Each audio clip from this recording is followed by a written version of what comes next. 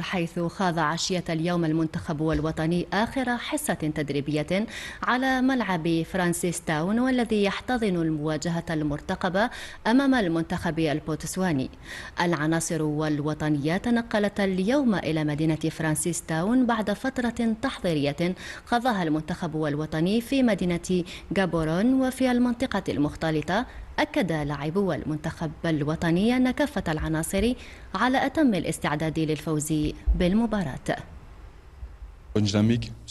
نحضر لهذه المواجهة في ظروف جيدة وبمعنويات مرتفعة. نعلم بأن المباراة صعبة والظروف المحيطة بها صعبة أيضا. وجدنا أرضية الميدان في وضعية حسنة، والهدف من هذا التربص هو الفوز بالمواجهتين.